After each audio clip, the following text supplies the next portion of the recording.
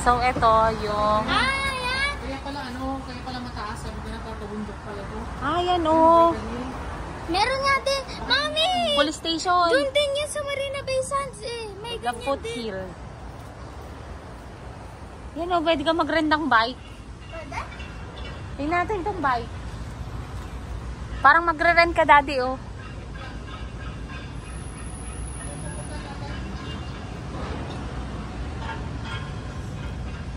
Fort Canning. Ha?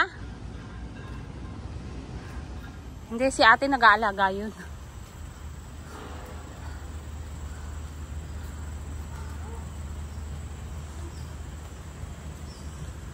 Ay, puno to, oh. Ito pala yun.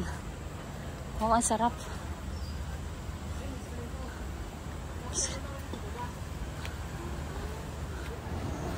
Oh, itong mataas, pero may escalator naman pataas. Ayan, oh. Hindi ba? Hindi ka masyadong mapapagod. Yan.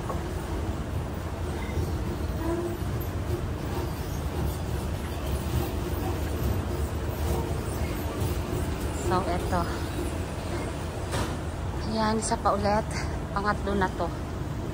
Siguro mga ano na to. Kung sa building, siguro mga 6 story na yung or 7. Lagpas sa 7 pala. Parang lagpas sa 7th floor. Ayan. Ayan, puro puno. So, ayan. Yung view mo dito, feeling mo naman nasa Baguio ka naman dito. Ayan o.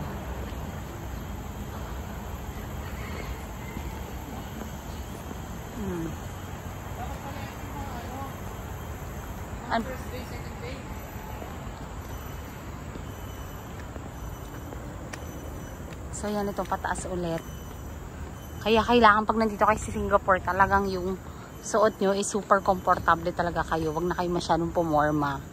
Yung saktong komportable suotin. Kasi talagang puro walking. So, ayan, meron siyang gate. Fort Gate. Siguro, ayan o, 19 pa o. Ito yung kwan. Baka nandun yung third gate. Tara, punta tayo dun. Ayan, ito dito may, ano yan, bunker? Battle bunker. Tapos yan, Fort Canning. Ayan siya. Ito nga pala.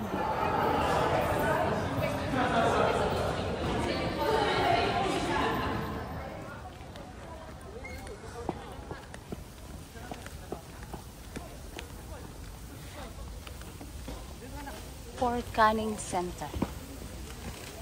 Ito o. Battle box. Ayan. Okay, smile. Okay.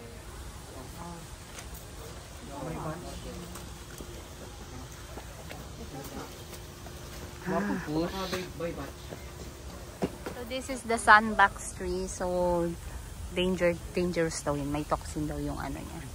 And meron siyang ahas sa taas. Oh. Saan na kaya yung ahas? Wala na. Kuis, tara na. So punta na kami sa dun sa tree.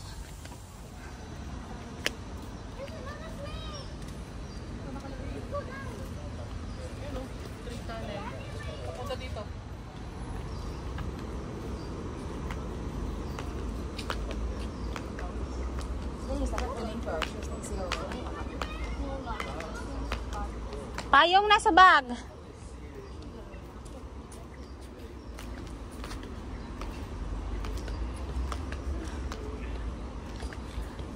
Ano nakalagay?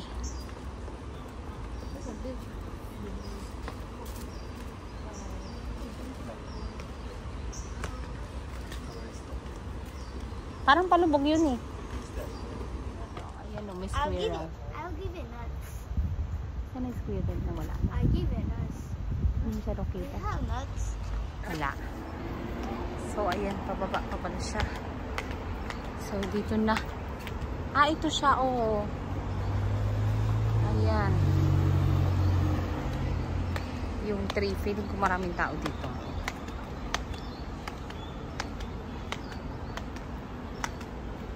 Ayan, nakabilog sa kanya yung ano.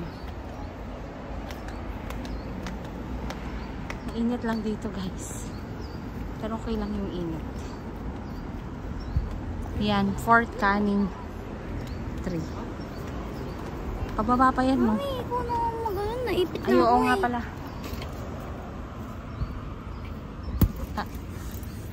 Tara. Ayun pala yun, oh.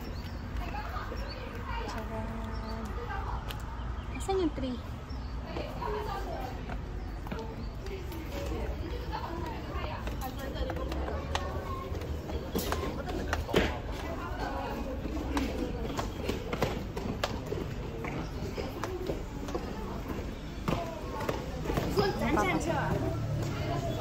Ang tao pala. Ang daming tao. Pipicturean ko lang yung bahay taas. Ang tao. And behind the scenes.